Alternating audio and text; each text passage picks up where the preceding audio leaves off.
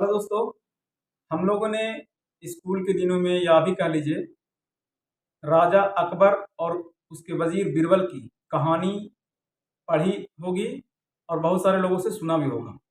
उस कहानी में ज़्यादा बुद्धिमान उसका वजीर बीरबल होता था और ये सच्ची बात भी है।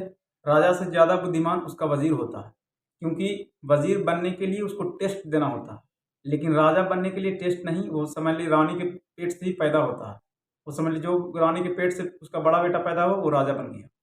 तो इसका मतलब ये होता है कि राजा बनने के लिए बुद्धि की ज़रूरत नहीं है, बस उसका किस्मत हो। अभी के दौर में किस्मत कर लीजिए और पहले के दौर में भी किस्मत कर लीजिए, क्योंकि रानी के पेट से पैदा होना भी किस्मत की बात है। बहरहाल मैं ये बात आप लोगों के सामने इसलिए कर रहा हूँ क्योंकि आज राजा के मुतालिक और वजीर के मुतालिक आप लोगों को एक बहुत ही इंटरेस्टिंग कहानी सुनाऊंगा। इस कहानी से ये पता चलेगा कि राजा का जो भी फैसला होता है वो आवाम के हक के लिए नहीं होता। कभी कभी वो अपने राजा के अहंकार में आकर, वो अपने गद्दी के अहंकार में आकर उल्टा पुल्टा फैसला लेते रहते। तो राजा का कहानी स्टार्ट ये होता है। इस कहानी को पूरा देखिएगा तब बहुत इंटरेस्ट लगेगा। आप लोग से अपील है कि देखिए और समझिए कि क्या राजा मतलब कि अपनी गद्दी पर बैठकर किस तरीके से आवाम के लिए बिना सोचे समझे उल्टा पुल्टा फैसला लेते रहते। तो एक दिन क्या होता है कि एक दिन क्या होता है, समझ लीजिए कि डेली राजा का एक मतलब कि तकिया कलाम होता था कि वो कहीं न कहीं सैर करने के लिए जाता था, और जहाँ भी सैर करने के लिए जाता था तो उसके साथ उसका वज़ीर ज़रूर होता था। क्योंकि उसको किसी के दिमाग को चाटना होता था कि हाँ भाई ये क्या चीज़ है, ये फलाना क्या है, वो चिलाना क्या है। मतलब राजा के बहुत सारे नोक-झोंक होते होंगे पहले के ज़माने के। तो इसी ऐसा ही एक दिन सुबह क्या होता है कि वो अपने वज़ीर को लेकर किसी नदी के किनारे टहलने चला जाता है। वो नदी के किनारे टहलते-टहलते राजा अपने वज़ीर से पूछता है कि हाँ भाई, ये जो पानी जो बहता हुआ जो जा रहा है, ये तो दूसरे देश में जा रहा होगा। बोला जी सर, ये तो दूसरे देश में चले जा रहा है। तो इस हमारे देश का पानी किसी दूसरे देश में जा रहा है, तो इसका पानी का इस्तेमाल तो वहाँ के भी लोग क्या करते होंगे? बोला हाँ, बिल्कुल करते हैं, क्योंकि जब हम इसका पानी का इस्तेमाल करते हैं, तो वहाँ भी पानी बहता हुआ जा रहा है, तो वो लोग भी पानी का इस्तेमाल कर रहा होगा। तो राजा ने कहा कि नहीं, हमारे देश का पानी कोई दूसरा इस्तेमाल करे, ये हमारा मतलब नाकाबिले बर्दाश्त है। ऐसा करो कि इसको यहीं पर बाँध लगा दो और इस पानी बहता हुआ इसको रोक दो और दूसरा देश में ना जाने पाए।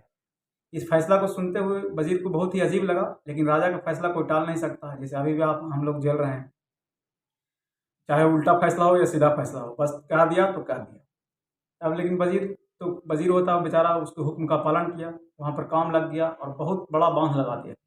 लेकिन बाँध लगने के बाद फिर न दिक्कत चालू होता है। राजा तो बोल दिया कि चलो बाँध लगा दो, अपना महल में चला गया। लेकिन वहाँ पर जो गाँव बसा हुआ था, वहाँ के लोगों को बहुत परेशानी होने लगा, क्योंकि जब बाँध लगा तो सारा पानी वहाँ पर मतलब भरने लग गया ना जी। अब भरते-भरते गाँव की तरफ चल दिया, तो वहाँ पर बाढ़ आ गया। अब लोगों को न खेती सही से हो रहा है, ना उसका घर में पानी घुस रहा है, तो दिक्कत हो गया। तो वहाँ के जितने भी आस-पास के गाँव के लोग थे, वो राजा के दरबार में गए।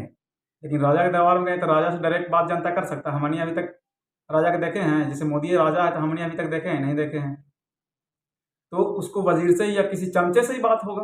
तो वज़ीर वहाँ का होता तो वज़ीर से बात होगा कि हाँ भाई, हम हाँ, क्या परेशानी है भाई? क्यों भीड़ लगा रखा है? क्यों प्रोटेस्ट कर रहा है? यही सब ना होता है।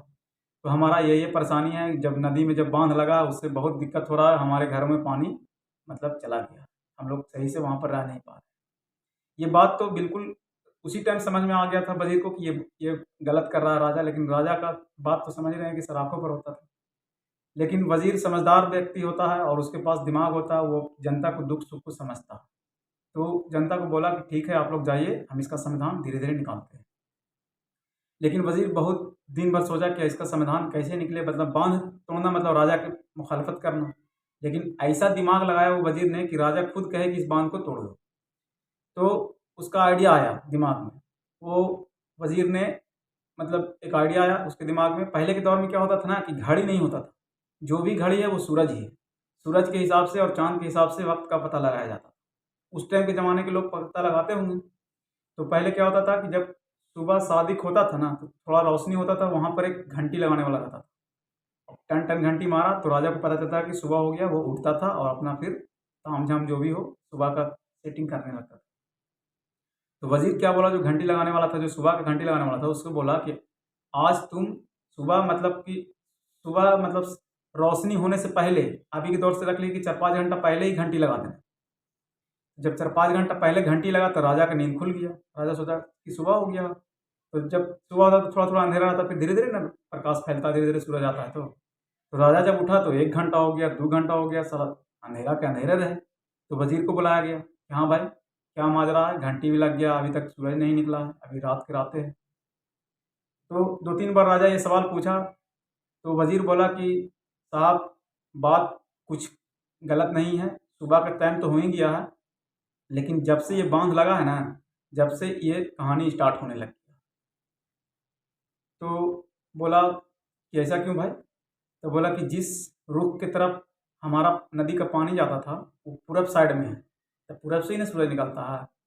तो जिस तरीके से हमारे नदी का पानी जाता था जिस तरफ, वहाँ के लोग, हम लोगों ने उनका पानी रोक लिया है, तो उन लोगों ने हमारा सूरज रोक लिया। जोड़िए कि कितना बुड़बक राजा होता था पहले, बेवकूफ़ राजा कह लीजिए, क्योंकि उसको ये भी पता नहीं होता था कि सूरज भी बांध के रखा जाता था। लेकिन वज़ीर बुद्धिमान था, वो जानता था कि बेवकूफ़ इसको जो भी समझाएँ मैं समझ जाएगा। तो बोला ऐसा बात है? बोला हाँ, जो क्योंकि जब हम उसका पानी रोक लिए हैं तो उन लोग सोचा कि हमारा सूरज भी इस्तेमाल करें, तो उन लोग सूरज बांध लिया वहीं। तो बोला इसका क्या हल निकल सकता है? बोला हल यही है कि हम लोग उसका पानी को छोड़ेंगे, तब वो हमारा सूरज छोड़ेगा। राजा का आदेश हुआ कि चलो भाई बांध तोड़ दिया जाए, पानी जहाँ जा रहा था जाने दो। तो जब बांध तोड़ने लगे तो उसमें समय लगता है, 2-3-4 घंटा लगा, धीरे धीरे पानी खुला। जैसे ही पानी खुला, समय जब हो गया सूरज निकलने का, तो सूरज भी निकल गया। तब वजीर बोला कि देखिए साहब, हम लोगों ने उसका पानी खोला, वो हमारा सूरज खोल दिया। तो इससे ये साबित होता है कि राजा का होना मतलब ये नहीं कि एकदम वो बुद्धिमान हो सकता, राजा का होना किस्मत से होता है, और बुद्धि का होना ये मेहनत से होता है। अगर बरदराज की भी कहानी हम लोग सुने हैं, बहुत सारे ऐसे ऐसे जो लोग हैं जो मेहनत करके बुद्धिमान बन सकता है। कालिदास थे, बरदराज थे, बहुत सारे ऐसे हैं जो मेहनत कर करके जो साइंस था, अल्बर्ट आइंस्टाइन, वो भी मेहनत करके ही बुद्धिमान हो सकता है। लेकिन राजा एक ऐसा चीज़ होता है जो किस्मत से होता है, क्योंकि वो रानी से पेट से पैदा होता है। और अभी जो हमारे देश में जो पॉलिटिशियन है, जो राजा बनता है, वो भी समझ किस्मत से है। उसको एक अक्षर से भेंट नहीं है, लेकिन लान फन करके उसका किस्मत है, वो बन जाता है। अगर ये कहानी अगर आप लोग को अच्छी लगी है तो हमें सपोर्ट करें।